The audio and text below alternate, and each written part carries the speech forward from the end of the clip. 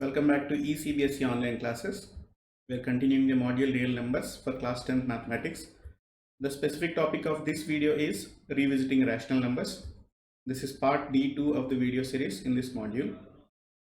As you see the topics, we have covered Euclid's division lemma and algorithm, the fundamental theory of arithmetic, and we have also revisited irrational numbers in the previous videos. Today let's focus on revisiting rational numbers and look at their decimal expansions. Now, if we recollect the definition of rational number, a number is called rational if it can be written in the form p by q, where p and q are integers and q is not equal to 0. Some of the examples are 5.2, minus 3.6, 3.33 and so on. And you can see that each of these can be written in the form of p by q. Now let's go one step further and talk about their decimal expansion. When you have rational numbers, they can have either a terminating decimal expansion or a non-terminating repeating decimal expansion. Let's look at some examples here. 12 by 8, that is 1.5. 5 by 4, that is 1.25. In both these cases, it is terminating decimal expansion. 10 by 3, 3.333, and it goes on, it never terminates. And 8 by 7, it is 1.142857, 142857 and so on. Here the pattern 142857 is repeating. So it is non-terminating repeating decimal expansion. Now let's look at some theory behind either terminating decimal expansion or non-terminating decimal expansion. Let's start with terminating decimal expansion. So let's take some numbers here. I'm taking first 5.2. If I write it in the form of r by s, we can quickly write it is 52 by 10. Now, if I do prime factorization of both numerator and denominator, I can say that 52 is equal to 2 square into 13 and 10 is equal to 2 into 5. Now, there are some common factors. So, I divide both sides by 2, it becomes 2 into 13 by 5. Now, this form is called p by q, where p and q are co-primes, as we have learnt in the previous video. Now p by q form is 26 by 5. Again, next number 6.25, I write it as 625 by 100 and prime factorize it and remove the common factors. The p by q form is like 25 by 2 square. Next number 0.444, I write it by 444 divided by 1000 and prime factorize it and simplify that. My p by q form is 111 divided by 2 into 5 cube. Next number 0.2401, that is 2401 by 10,000 and prime factorize it, remove the common factors. My p by q form is 7 to the power of 4 divided by 2 to the power of 4 into 5 to the power of 4. So what is common in this p by q form in all of these numbers? Let's look at that denominator. First one, it is 5 to the power of 1. Second one, it is 2 square. Third one, it is 2 into 5 to the power of 3. Fourth one, it is 2 to the power of 4 into 5 to the power of 4. As you can see, all the denominators have the form 2 to the power of n into 5 to the power of m. Either n or m can be 0, but not both of them together. So let us write a theorem here. Let x be a rational number whose decimal expansion terminates.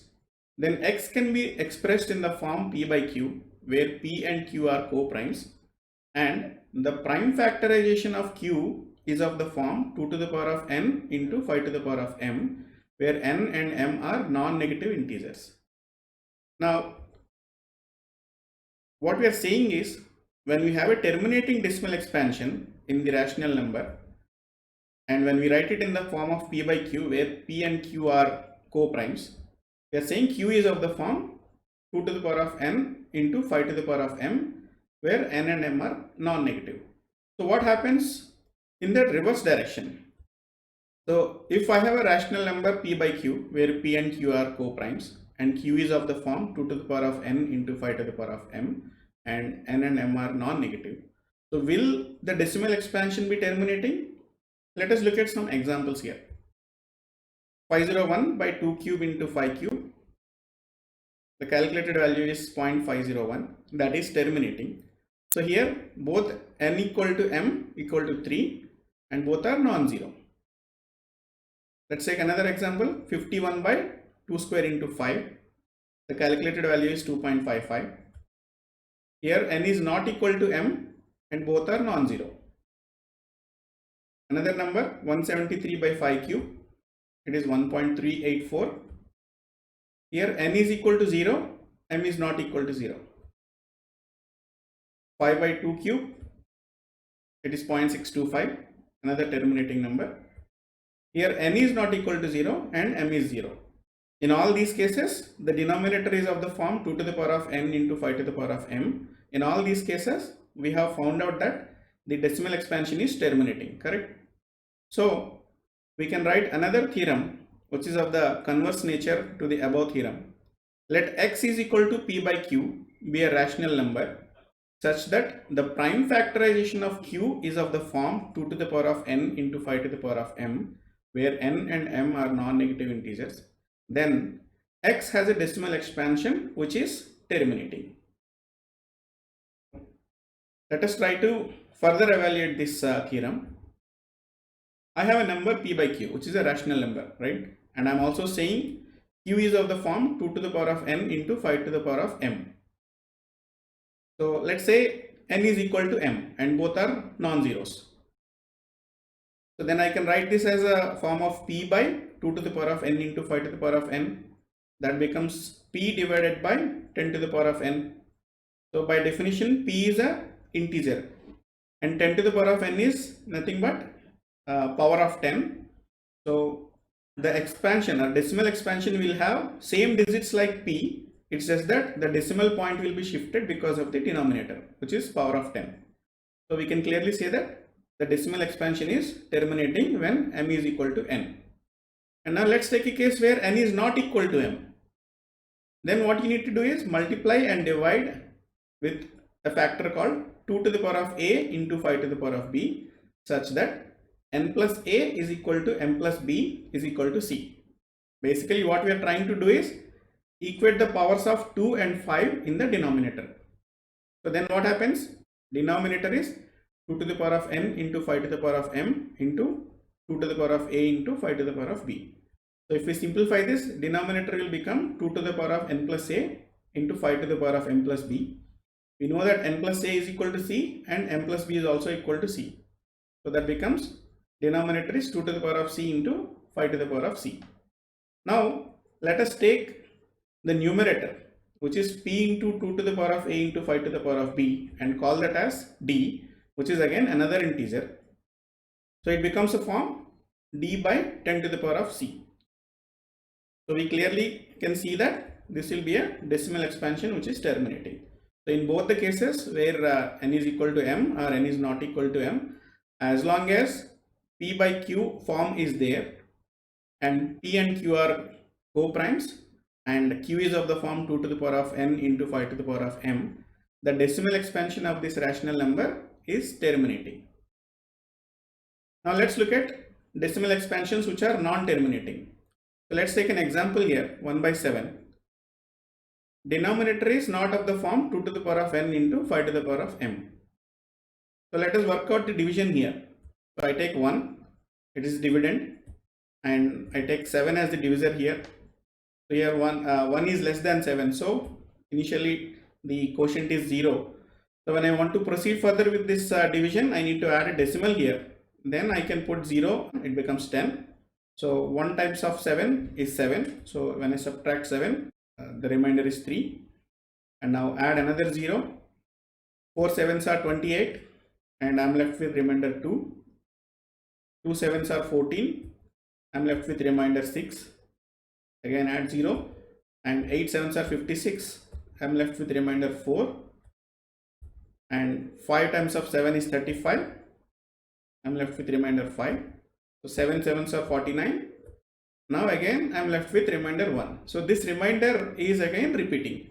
So when I am left with remainder 1, again this entire process gets repeated and I will get the same sequence of decimal numbers. So the pattern repeats itself and it is It looks like this and it is never terminating. So we are getting the decimal expansion as non-terminating repeating type when the denominator is not of the form 2 to the power of n into 5 to the power of m. So the theory says let x is equal to p by q be a rational number such that the prime factorization of q is not of the form 2 to the power of n into 5 to the power of m, where n and m are non-negative integers. Then x has a decimal expansion which is non-terminating repeating. So you need to remember the word repeating here. Now before we close the video, let us look at an application problem and then close it. The problem says, without actually performing the long division, state whether the following rational numbers will have a terminating decimal expansion or a non-terminating repeating decimal expansion. So there are 4 sub-problems given here. What you need to do?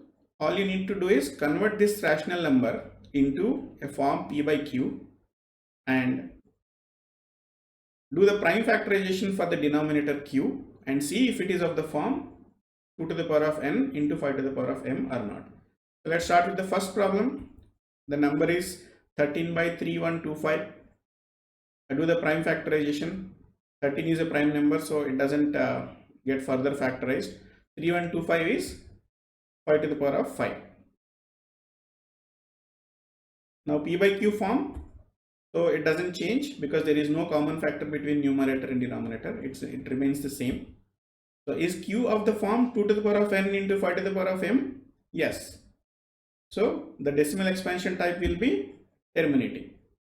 Second problem, the number is 17 by 8. When you do the prime factorization, it becomes 17 by 2 to the power of 3. No common factors, so it remains the same. Is q of the form 2 to the power of n into 5 to the power of m? Yes. So the decimal expansion type will be terminating.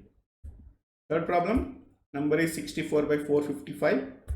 After prime factorization, it is 2 to the power of 6 divided by 5 into 7 into 13. So there are no common factors here.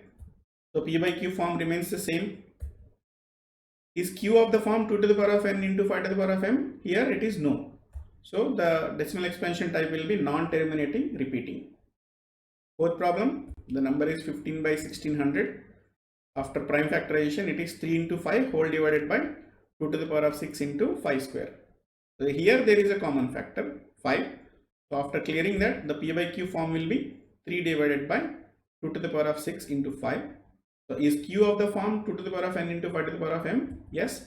Again, the decimal expansion type is terminating.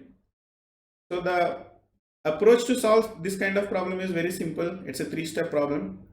You need to do prime factorization first for both numerator and denominator and reduce that to a form p by q where p and q both are co-primes.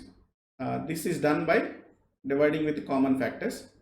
And once that is done, you need to check whether q, the denominator, is of the form 2 to the power of n into 5 to the power of m or not. Okay, so this is how you solve such problems, and that brings to the end of this module. I hope you like this video. Please like, share, comment and subscribe to our channel eCBSE Online Classes and follow us on Facebook. Thank you.